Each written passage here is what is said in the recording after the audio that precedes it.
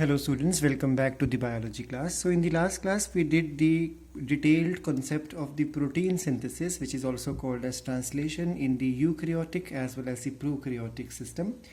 We learned that the ribosomes are the site of the protein formation, and ribosomes are made up of rRNA, and amino acids are the raw material which are required to form a long polypeptide chain.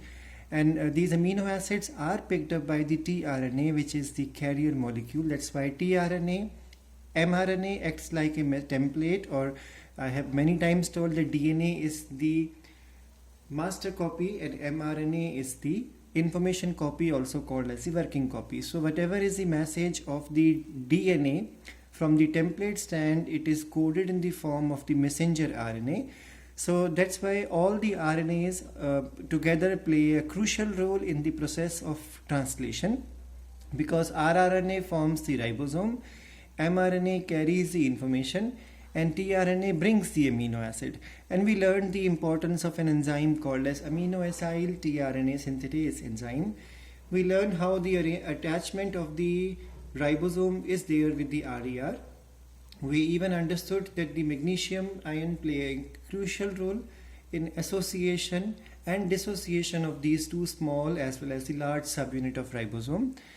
And we also understood that there are three sites. NCERT call it as only two sites, that P site and A site according to NCERT. A site is the amino acyl site or the acceptor site. So all codons will come first at A site, then shift to the P site, but the only initiator codon will come straight away at the P site. P site is also called as the peptidyl transfer site or donor site.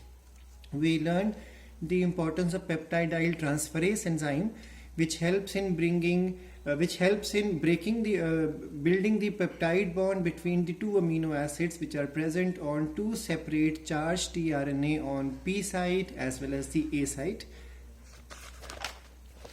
We did the mechanism also in the last class, that how activation of the amino acids first take place with the help of the enzyme called as aminoacyl tRNA synthetase enzyme, and during this ATP plays a critical role in the presence of magnesium ion to form a complex. Now this complex, once formed, you start calling the amino acids as the activated one. Now we learned that the enzyme is specific for each amino acid. And once this activated amino acids are there, now they are supposed to be attached to the tRNA, and this is called as aminoacylation of tRNA or charging of tRNA. And this is how we learned this concept takes place. And these charged tRNA, they keep moving around in the cytoplasm, and they wait for the ribosome, and they wait for the right codon, and they wait for the A site to be exposed. Now how it all starts is, the first step we learned in the last class was the initiation of the chain formation, during which first of all the mRNA with its 5' end will attach with the smaller subunit, and then magnesium plays an important role in that. And then this charged tRNA, the first charged tRNA is always the methionine carrying tRNA, also called as initiator tRNA, which has UAC as the anticodon reading. So that will come into the picture, and finally the larger subunit will join, and a complete ribosomal factory or complete translation initiation complex is formed. And we learned the importance of the initiation factors in the prokaryotes as well as the eukaryotic system. Then we learned that the elongation of the polypeptide chain involves the formation of A site just next to the P site. So just remember, the first codon is always at AUG, is always at the P site, and then the anticodon opposite to is always UAC. All other amino acid carrying tRNA, or you can say all other codons of the messenger RNA, will first come at A site and then move on to the P site. So the codons are recognized and a new tRNA will come, and finally peptide bond is formed between the two amino acids with the help of the peptidyl transferase enzyme.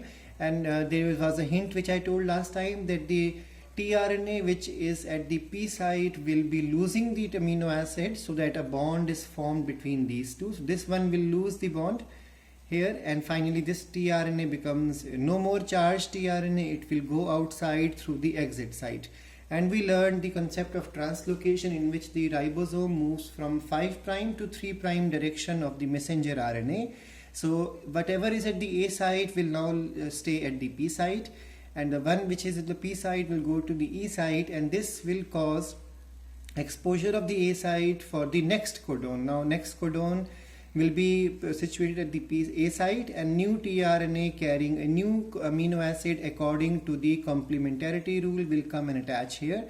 This chain formation will continue, and this movement of the ribosome is called translocation, and the enzyme involved is translocase. And we learned about the elongation factors which are involved in this process, and this will continue till the point a termination or stop codon does not reach the A site, because for these codons there are no specific tRNA, or there is no particular complementary anticodons. That's why the chain formation will stop.